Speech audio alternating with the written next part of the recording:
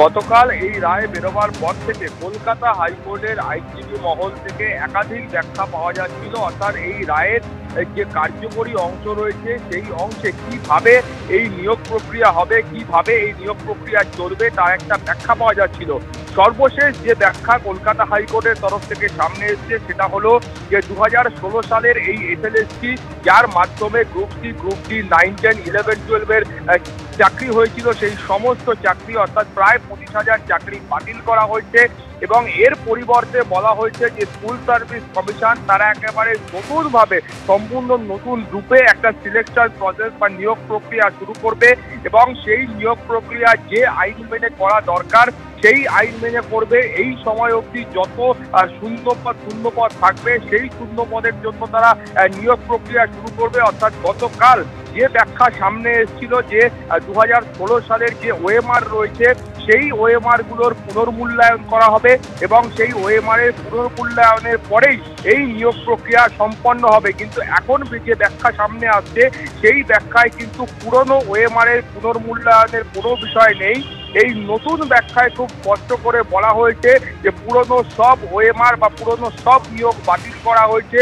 নতুন করে এই নিয়োগ প্রক্রিয়া যে পদ্ধতিতে হয় সেই পদ্ধতিই হবে। অর্থাৎ নতুন করে পরীক্ষার জন্য বিজ্ঞপ্তি দিতে হবে, নতুন করে এই ওএমআর বানানো এবং ওএমআর পুনর্মূল্যায়ন তার জন্য সংস্থাকে স্বচ্ছভাবে টেন্ডার থেকে বরাদ দিতে হবে এবং তারা যেটা করবেন এই টেন্ডার থেকে বরাদ দেওয়ার পাশাপাশি নতুন করে পরীক্ষা নেওয়া হবে সেই মর্মেও তারা বিজ্ঞপ্তি জারি করবেন এবং নতুন করে পরীক্ষা নেওয়ার পরে তারপরে সেখানে যে প্রার্থীরা সক্ষম হবেন, যে প্রার্থীরা উত্তীর্ণ হবেন সেই প্রার্থীদের ইন্টারভিউতে ডেকে পাঠানো হবে এবং ইন্টারভিউতে ডেকে পাঠানোর পর যে পদ্ধতিতে এদের একাডেমিক্সের নাম্বার যোগ হয় বা অন্যান্য নম্বর যোগ করা হয় সেই সমস্ত প্রক্রিয়াটা চলবে। অর্থাৎ নতুন একটা নিয়োগ প্রক্রিয়ার ক্ষেত্রে স্কুল সার্ভিস কমিশন যে পদ্ধতি অবলম্বন করে সেই পদ্ধতি মেনেই কিন্তু নতুন এই নিয়োগ প্রক্রিয়া সংগঠিত করতে হবে।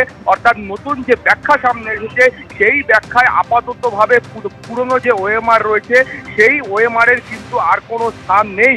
অর্থাৎ পুরনো ওএমআর পুনর্মূল্যায়ন করে তারপরে যারা যোগ্য প্রার্থী আছে সেই প্রার্থীদের বাদ দিয়ে অন্যান্য প্রার্থীদের নতুন করে চ্যানেলে ঢোকাতে হবে। এই মর্মের যে ব্যাখ্যা সামনে এসেছিল সেই ব্যাখ্যা কিন্তু এই মুহূর্তে আর নেই।